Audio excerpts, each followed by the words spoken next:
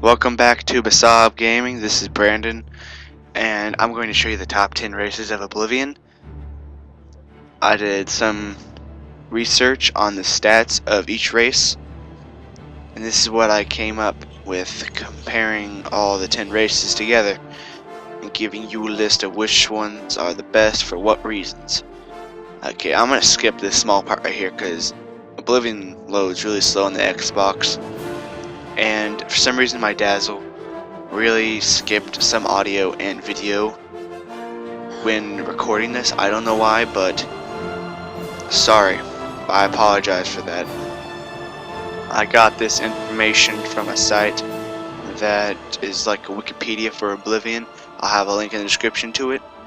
And this is not a personal list. This is based on stats from this site. Although some people may say that, oh, that's not what I think. Well, put in the comments your list. I'm going to be starting off with the worst race and the best, and then into the best race. So here's number 10. The Wood Elf. It's not very productive. The only thing it's really good for is archery. And whenever you play as him, you always end up being really short because the Wood Elf is really short. Not a very fun character to play as, or race I mean. Very bland, kind of stupid. Definitely not the best race. Not even close to being the best race. He doesn't even look cool. He's short. There's no reason why you should be a Wood Elf unless you just want to try it and try to beat it as being one of the worst freaking races of all time. That's about it. At number 9, it's the Imperial.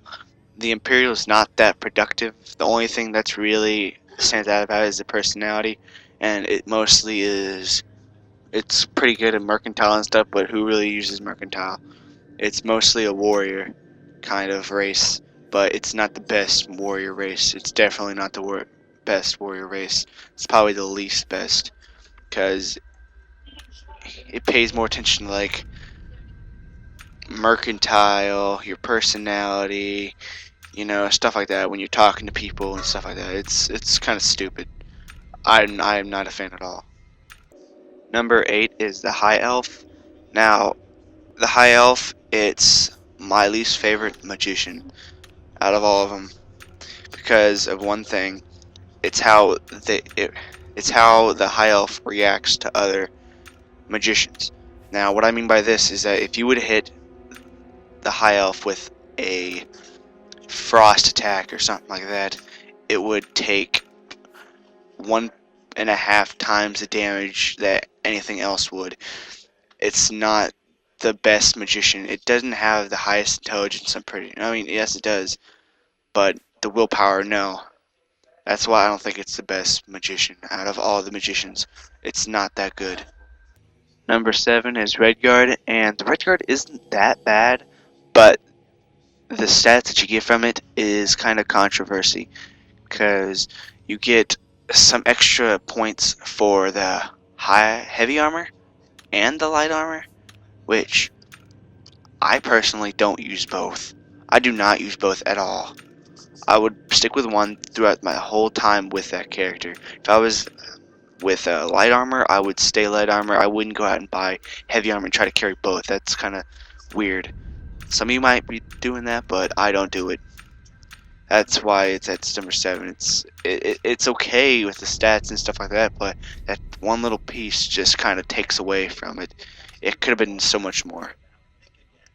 Number 6 is the Nord, and the reason why this is at number 6 is because it's a great warrior, but it lacks magic. It just really lacks magic, really bad.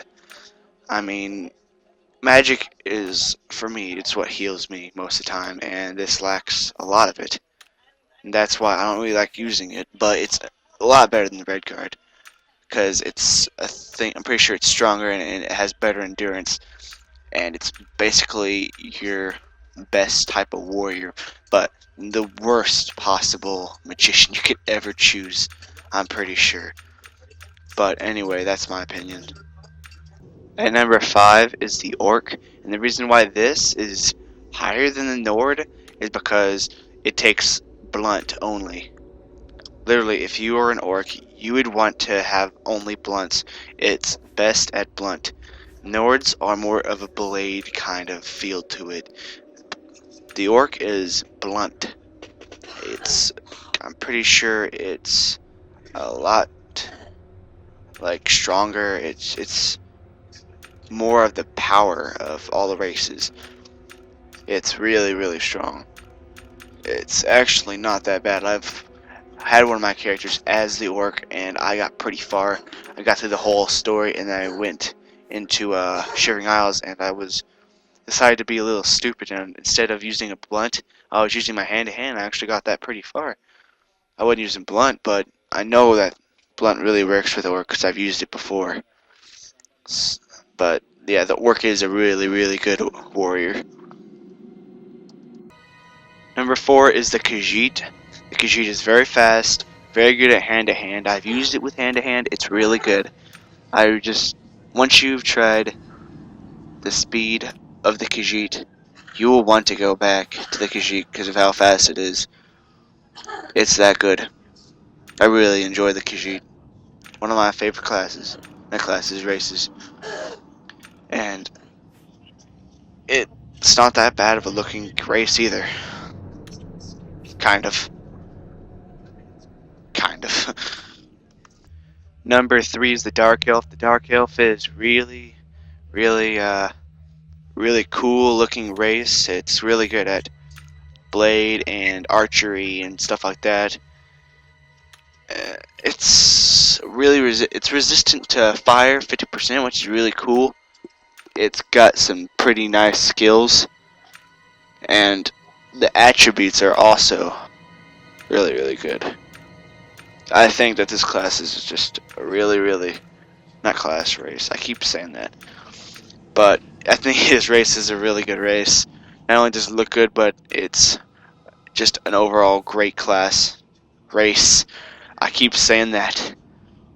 Number 2 is the Argonian, and most of you wouldn't think that the Argonian isn't that good, but first of all, I kinda like it, but according to the stats, it's actually pretty good. I mean, like, first of all, you got the fact that it breathes on its own underwater.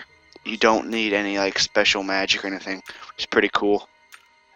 And it's really good at sneaking past people and archery and stuff like that. It's a really good, if you just want to skip through a bunch of stuff like enemies, it's a great thief if you were planning to be a thief in the Thieves Guild or something like that. Really good. And number 1 is the Breton. The Breton is my favorite, but it's not based on my favorite, it's based on stats. Now, what part of the stats says that this is the best? Well, the Breton is good at both being a warrior, somewhat, and being a magician. I mean, first of all, you have 50% resistance, I believe, in magic resistance. And that's all magic. And then you have the fact that it has like bonus intelligence and willpower, which even helps it even more. But it also has bonuses in like blade, I believe. Yeah, blade, which is a really good thing right there to have. So that's why the Breton is the best. I mean, it's good for like spells. I think it's spell swords. I believe that's what it's called. Well, anyway, it's just a really good class. No matter if you're going to be a warrior, if you're going to be a magician, it's good for both. That's why I think this is the best class. And that's why it's in number 1. Well, this is Brandon from Basab Gaming. My other account on YouTube is Rupscallion. My gamer tag is XXTrueAtheistXX, and I will see you guys later. Just remember to subscribe, comment, and like this video.